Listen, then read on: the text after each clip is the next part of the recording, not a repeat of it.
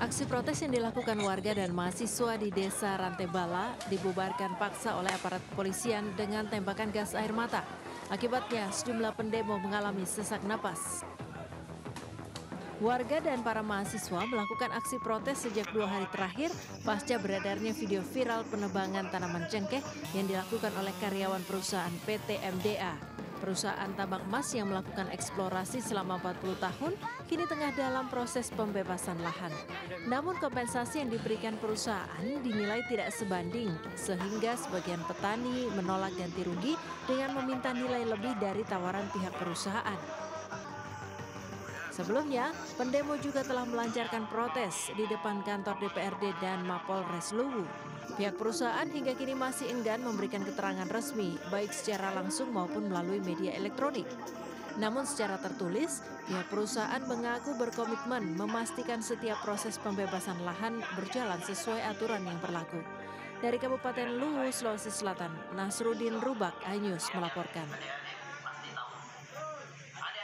Beredarnya rekaman video sapi ditembak kepalanya di rumah potong hewan Surabaya ditanggapi pihak RPH Surabaya. Sapi yang ada di rekaman video tersebut bukan mati karena ditembak kepalanya, melainkan sapi dibuat pingsan sebelum disembelih.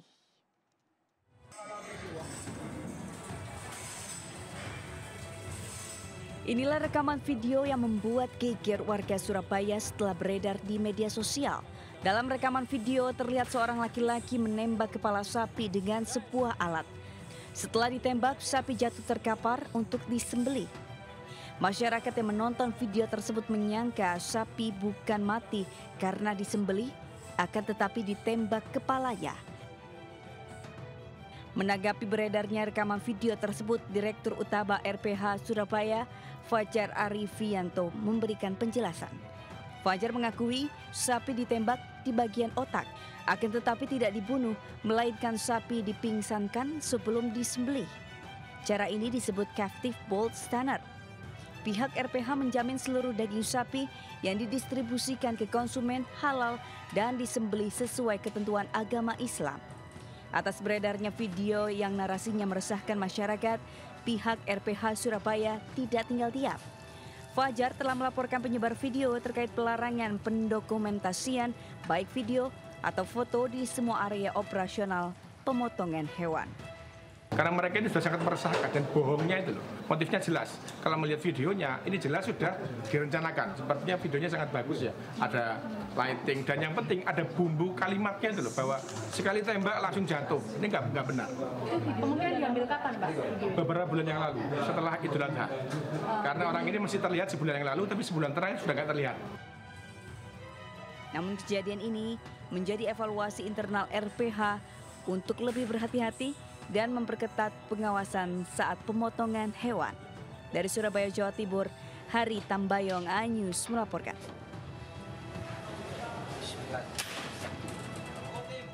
Kejaksaan Negeri Kabupaten Bandung, Jawa Barat menyita sejumlah aset mewah terpidana kasus penipuan Doni Muhammad Taufik alias Doni Salmanan. Barang bukti ini akan dikembalikan ke kas negara sebagai pendapatan negara bukan pajak atau PNBP.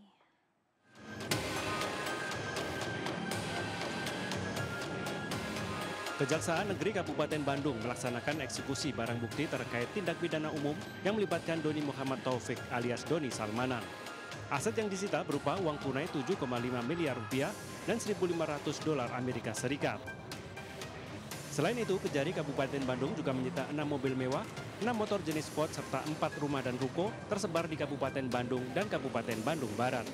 Barang bukti ini disita paksa sebagai pendapatan negara bukan pajak atau PNBP. Sementara aset berupa sepeda motor, mobil, dan rumah akan dilimpahkan ke Pusat Pemulihan Aset Kejaksaan Agung RI guna perawatan dan proses lelang. Kajari Kabupaten Bandung menyatakan uang tunai hasil lelang tidak akan diberikan sebagai pengganti kepada korban karena tidak ada aturannya. Untuk kepentingan penerimaan negara bukan pajak atau PNBP yang berasal dari sektor penanganan perkara tindak pidana. Dan yang ketiga, tentu kita ingin memberikan edukasi kepada masyarakat bahwa masyarakat harus lebih berhati-hati ketika akan melakukan investasi. Sementara dana pengganti kepada korban yang sebelumnya dititipkan Doni kepada 2 orang juga dirampas negara. Dari Bandung, Jawa Barat, Saufat Indrawan, iNews melaporkan. Belasan pasangan bukan suami istri terjaring razia cipta kondisi masyarakat yang digelar petugas gabungan Satpol PP dan TNI. Mereka yang terjaring razia tengah bertuaan di sejumlah hotel dan rumah indekos di Kabupaten Cirebon, Jawa Barat.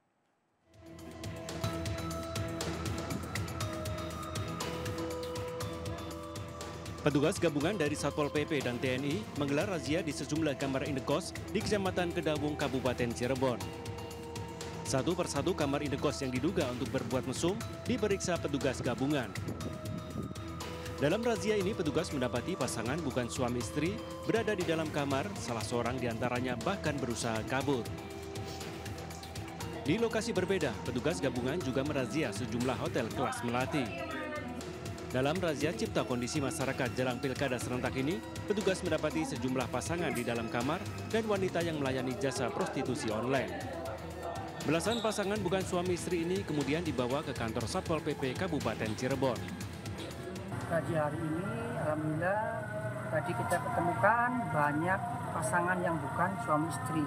Ada belasan pasangan yang kami amankan.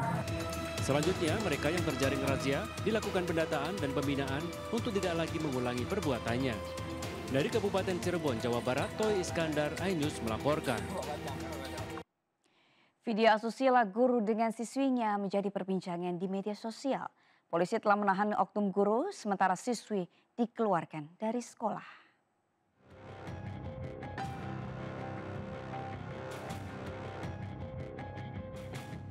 Sebelum viral video asusila, kasus hubungan terlarang guru dan siswa di Gorontalo ini rupanya sudah diketahui oleh pihak sekolah. Pihak sekolah kemudian melakukan pemeriksaan. Pemeriksaan pertama dilakukan pada tahun 2023 lalu. Saat diperiksa, keduanya tidak mengaku. Pemeriksaan kedua dilakukan karena adanya laporan dari istri sang guru mengenai kedekatan suaminya dengan murid perempuan tersebut. Pihak sekolah memberikan peringatan keras agar hubungan guru-murid tersebut tidak lagi dilanjutkan. Jika dilanggar, baik guru maupun siswinya akan dikeluarkan dari sekolah. Karena peringatan tidak diindahkan, bahkan video asusila keduanya viral, pihak sekolah langsung memberikan tindakan tegas dengan tidak memberikan lagi jam mengajar kepada guru dan melaporkannya ke Kementerian Agama. Sementara siswi bersangkutan yang juga merupakan ketua OSIS sudah dikeluarkan dari sekolah karena dinilai melanggar aturan sekolah. Karena peringatan tidak diindahkan, bahkan video asusila keduanya viral, pihak sekolah langsung memberikan tindakan tegas dengan tidak memberikan lagi jam mengajar kepada guru dan melaporkannya ke Kementerian Agama. Sementara siswi bersangkutan yang juga merupakan ketua OSIS sudah dikeluarkan dari sekolah karena dinilai melanggar aturan sekolah. Saya tidak kasih jam mengajar lagi, 0. Dan langsung saya limpahkan 0 jam itu untuk dilimpahkan ke Kementerian Agama Kanwil dan diproses saat. Sementara itu, paman siswi yang terlibat dalam video asusila melaporkan oknum guru ke polisi. Polisi pun telah mengamankan guru tersebut. Polisi juga telah melakukan pemeriksaan terhadap oknum guru dan siswinya. Dari pemeriksaan terungkap keduanya memiliki hubungan dekat sejak awal tahun 2022. Korban inisial PP sudah memang menjalani hubungan yang dekat dengan tersangka DH, kemudian berlanjut seterusnya sampai terjadi yang sesuai dengan rekan-rekan mengetahui. Satreskrim Polres Gorontalo Kota menetapkan oknum guru sebagai tersangka, dijerat dengan pasal perlindungan anak dengan ancaman hukuman 5 hingga 15 tahun ditambah 3 tahun penjara karena pelaku sebagai tenaga pendidik. Dari Kabupaten Gorontalo, Nur Faizila Hasan, iNews melaporkan. Kita ke informasi balap MotoGP pemirsa. Kemarin sejumlah pembalap MotoGP berpartisipasi dalam kegiatan penanaman pohon untuk menghijaukan kawasan sirkuit Mandalika. Kegiatan tersebut sebagai bentuk kepedulian pembalap terhadap lingkungan di Mandalika. Mengisi waktu sebelum sesi balap dimulai, sejumlah pebalap MotoGP mengikuti penanaman pohon di kawasan sirkuit Mandalika. Di antaranya tampak Miguel Oliveira dari tim Trackhouse Racing dan Johan Zarco dari tim Castrol Honda. Penanaman pohon juga diikuti sejumlah pembalap Moto2 dan Moto3 bersama anak-anak yang tinggal di sekitar kawasan sirkuit Mandalika. Penanaman pohon sebagai bentuk kepedulian pembalap terhadap lingkungan di Mandalika sehingga menjadi kawasan ekowisata dan kawasan yang ramah lingkungan. Sebagai bentuk komitmen menjaga lingkungan, para pembalap menempelkan cap telapak tangan mereka pada papan yang telah disediakan. Rencananya sebanyak 10.000 pohon bakal ditanam di kawasan sirkuit secara berkelanjutan. Bagaimana caranya supaya kita bisa membuat industri tourism atau kawasan Kek Mandalika ini tidak hanya sebagai kawasan eko pariwisata saja, tapi juga yang go green, gitu, yang ramah lingkungan, gitu ya. Balap MotoGP akan dimulai hari ini dengan melangsungkan sesi latihan resmi. Sementara pada hari Sabtu berlangsung sesi kualifikasi dan sprint race MotoGP. Sedangkan main race berlangsung pada Minggu siang. Dari Lombok Tengah NTB, Emma Widiawati, iNews melaporkan. Pemirsa, Pantai Batu Losa di Kabupaten Mamuju, Sulawesi Barat menyimpan pesona alam yang memanjakan mata dengan air laut yang biru. Apalagi tak jauh dari pantai tersebut, terdapat pulau kecil yang diberi nama Pulau SpongeBob yang menjadi daya tarik tersendiri bagi pengunjung.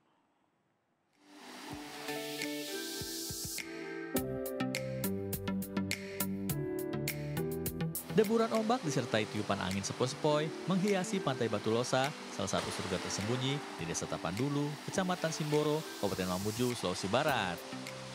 Betapa tidak, kawasan wisata alam ini memiliki panorama alam yang sangat memanjakan mata. Air lautnya yang biru, apalagi saat suasana senja jelang matahari terbenam, menjadi daya tarik tersendiri. Pemandangan yang indah semakin membuat pengunjung betah berlama-lama. Momen ini pun dimanfaatkan untuk relaksasi diri dengan bermain air sambil bersuah foto. Menariknya lagi, tak jauh dari pantai terdapat sebuah pulau kecil nan indah. Pulau diberi nama Pulau SpongeBob karena bentuknya mirip Pulau Bikini Bottom dalam serial kartun SpongeBob SquarePants. Berjarak hanya puluhan meter dari bibir pantai, pulau ini mudah dijangkau saat air laut sedang surut. Yang bikin menarik di pantai ini tuh tempatnya luas, kemudian airnya agak jernih dia dibanding tempat wisata yang lain kayak di sebelum tempat ini di Malawa begitu. Pantai Batu Losa berjarak sekira 20 km dari kota Mamuju dan dapat dijangkau menggunakan kendaraan baik roda 2 maupun roda 4. Dari Mamuju, Sulawesi Barat, Fendi Christian, iNews melaporkan. Pemirsa, bagi Anda yang suka makan bubur, di Bandung, Jawa Barat ada menu bubur kepiting yang mengubah cita rasa khas bubur ayam yang selama ini kita kenal. Taburan daging kepiting yang lembut dan gurih, dipadukan dengan kuah bakso ikan menciptakan rasa berbeda saat disantap.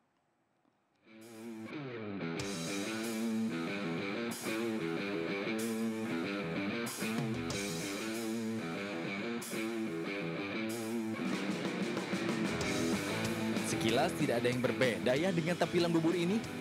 Namun yang membedakan topping yang biasanya menggunakan suiran daging ayam atau ati ampela diganti menggunakan daging kepiting. Ya, inilah menu bubur kepiting yang ada di salah satu restoran seafood di kota Bandung, Jawa Barat. Untuk membuatnya, satu mangkuk besar bubur ditaburi dengan daging kepiting matang, kemudian ditambah pangsit, telur pindang, daun bawang, bawang goreng dan kuah bakso ikan. Dan bubur pun siap untuk disajikan. Gurih dan lembutnya daging kepiting serta aneka topping tambahan menghasilkan sensasi berbeda yang membuat lidah Anda bergoyang. Ada menu yang menurut saya unik ya, ada bubur kepiting. Biasanya kan kalau bubur itu identiknya sama ayam ya. Nah ini di sini kepiting. Jadi saya penasaran. Saya baru nyobain bubur kepiting. Rasa daging kepitingnya seperti kepiting pada umumnya, tapi di sini kepitingnya nggak bau amis. Kita ada olahan baru, namanya bubur kepiting dan sup kepiting. Jadi bubur kepiting ini memang dikondisikan kalau memang untuk anak-anak kecil yang memang biasanya senang makan kepiting, senang makan seafood, tapi kepengen untuk olahannya dimasaknya beda. Satu porsi bubur kepiting ini dibanderol dengan harga Rp79.000 dan bisa dinikmati hingga 3 orang. Bagi Anda para peminat seafood yang kebetulan berada di kota Bandung, olahan bubur kepiting bisa menjadi menu alternatif untuk disantap bersama keluarga. Dari Bandung, Jawa Barat, Billy Maulana Fikran, iNews melaporkan. Pemirsa, setelah dinyatakan padam, api kembali berkobar di 2 kapal nelayan yang terbakar di Pelabuhan Muara Baru Penjaringan, Jakarta Utara. Sisa bahan bakar yang berada di 2 kapal tersebut menjadi penyebab kobaran api kembali terjadi.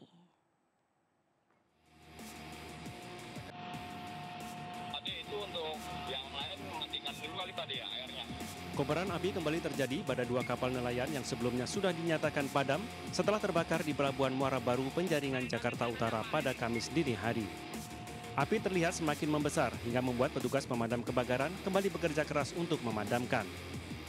Sebelumnya petugas sudah menyatakan api yang membakar 2 kapal nelayan pada Rabu petang sudah padam.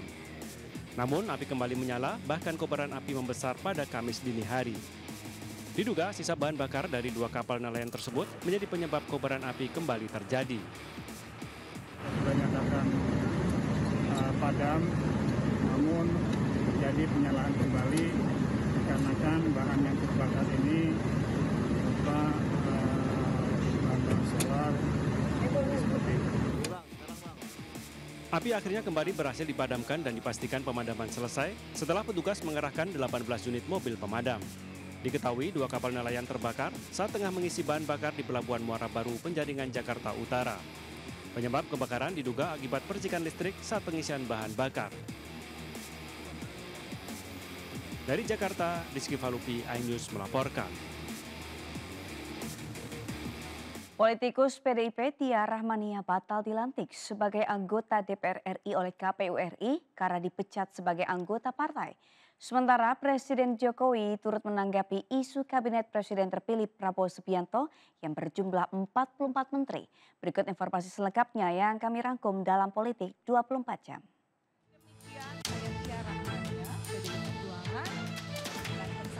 Meski memperoleh suara tertinggi di Dapil Banten 1 dari PDI Perjuangan, yakni 37.359 suara, politikus Tia Rahmania batal dilantik sebagai anggota DPR RI. Posisinya digantikan oleh Boni Triana yang memperoleh 36.515 suara. Dalam surat pembatalan pelantikan Tia yang ditandatangani Ketua KPU RI Muhammad Afifuddin pada 23 September lalu, disebutkan Tia tidak memenuhi syarat sebagai anggota DPR karena sudah diberhentikan dari anggota partai. Politikus PDI Perjuangan Roni Talapesi mengungkapkan pemecatan Tia terkait pelanggaran etik. Oleh Mahkamah Partai, kader PDIP itu dijatuhi sanksi pemberhentian dari anggota partai sejak 13 September lalu. Ketua DPP PDI Perjuangan Eriko Sotarduga menegaskan rencana pertemuan antara Megawati dengan Prabowo Subianto bukan berarti partainya akan bergabung dengan pemerintahan Prabowo Gibran.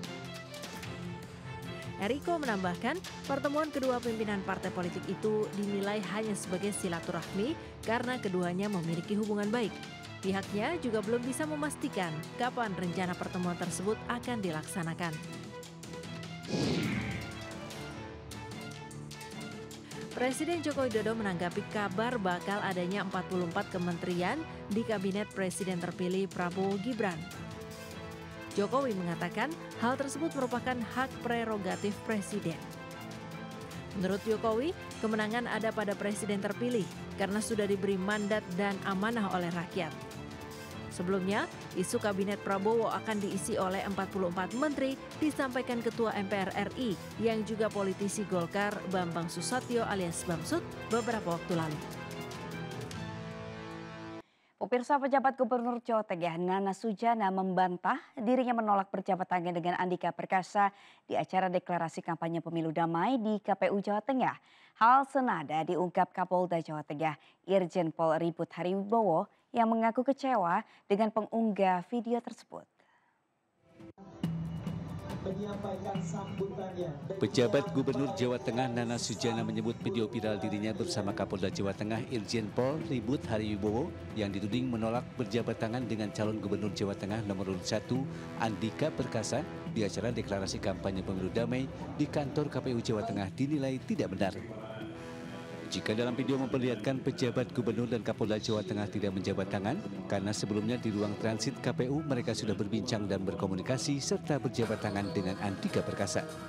Nana mengaku bingung jika video tersebut menjadi viral, karena saat itu dirinya hendak pamit pulang dan berjalan putar arah.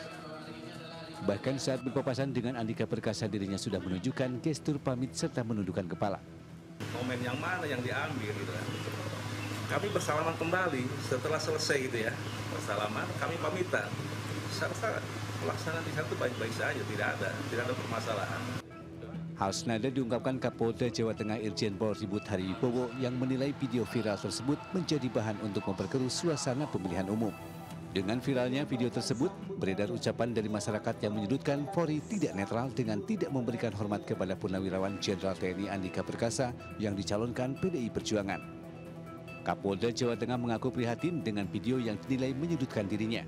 Kebetulan saya sudah salaman di panggung, di bawah sudah salaman, di panggung salaman, cerita simpangan papasan gitu loh. Sebagai orang Jawa saya kan nunduk karena beliau sepuh. Saya nggak lihat tangannya beliau itu melalui samping saya. Nah itu yang direkam. Kapolda meminta masyarakat menyikapi dengan bijak dan tidak memperkeruh suasana pemilihan umum di Jawa Tengah. Dari Semarang, Jawa Tengah, Kristadi iNews melaporkan. Calon Gubernur Jakarta Pramono Anung berkampanye dengan belusukan ke wilayah Sunter Agung, Jakarta Utara. Saat belusukan, Pramono sempat dimintai uang oleh ibu-ibu. Sementara calon Wakil Gubernur Independen Kun Wardana janjikan internet gratis dengan kecepatan tinggi jika terpilih nanti.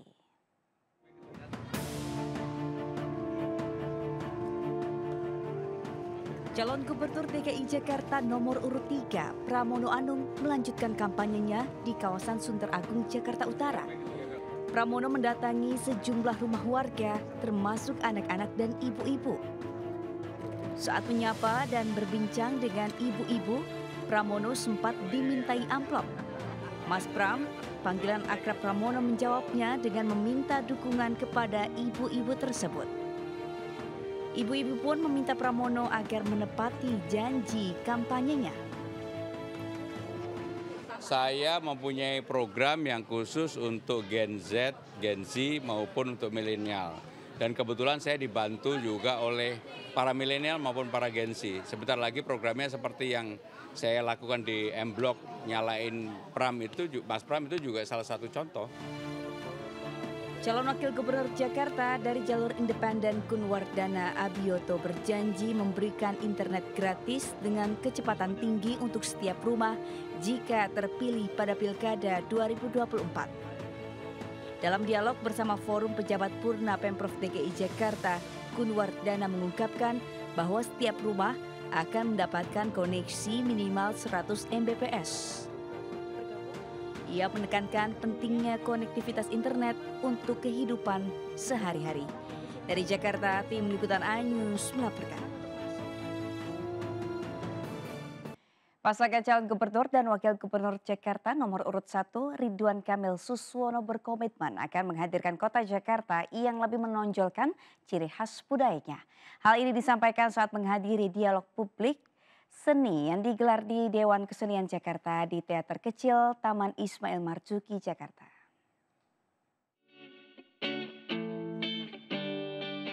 Sebagai kota metropolitan, Jakarta memiliki banyak cara untuk terus berkembang menjadi sebuah kota yang maju. Salah satunya melalui potensi budaya Jakarta yang berpeluang sebagai modal untuk menguatkan identitas dan memajukannya sebagai kota global.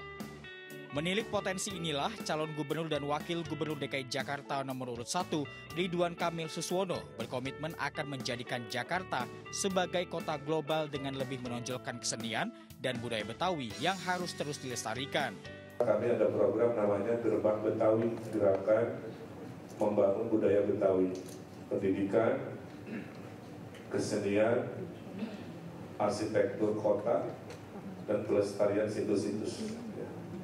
Dikombinasi dengan tadi komitmen dalam berkesenian, harusnya dalam 5 tahun terjadi perubahan cukup signifikan. Komitmen pasangan Ridho ini mendapat apresiasi dari para pegiat seni budaya yang turut hadir dalam dialog publik seni dan digelar Dewan Kesenian Jakarta. Beberapa strategi-strategi yang dilakukan menurut saya bisa menjadi pengalaman berarti untuk bagaimana dia elaborasi atau bisa dikembangkan, boleh dibilang gitu, atau dia bisa diadaptasi di Jakarta. Kita juga pernah punya gubernur pelukis, Hengantung, ya kan? Tetapi sekarang sosok dia sebagai arsitek, sebetulnya dia mengenal sekali soal bagaimana filosofi membangun ya. Melalui pengembangan seni dan budaya, pasangan Ridho berharap kota Jakarta menjadi kota global yang semakin maju dan melahirkan masyarakat yang semakin cinta dengan kearifan lokal yang dimiliki. Dari Jakarta, Widya Bayujati, iNews melaporkan. Memahami kebutuhan Gen Z akan smartphone yang canggih dan modis, Vivo Indonesia terus membuat inovasi terkini untuk memenuhi kebutuhan pengguna smartphone yang dinamis dengan menghadirkan Vivo V40 Lite. Vivo V40 Lite hadir dengan memadukan desain ramping nan modern serta sentuhan warna titanium silver yang futuristik. Tak hanya itu, Vivo V40 Lite juga diperkuat dengan kecerdasan AI. Sebetulnya the reason behind releasing the product adalah untuk mempenetrasi generasi yang muda termasuk Gen Z. Kita selalu berdasarkan 3 nih keunggulan. Desain tuh semuanya harus, yang keluar tuh harus benar-benar flagship banget desainnya. Terus kameranya juga harus ngasilin kamera yang benar-benar bagus. Inovasi Vivo V40 Lite tak lepas dari dedikasi Vivo untuk selalu menghadirkan inovasi terbaik bagi penggunanya. Dari Jakarta, Anissa Septiarani, Sadu Budi, iNews melaporkan.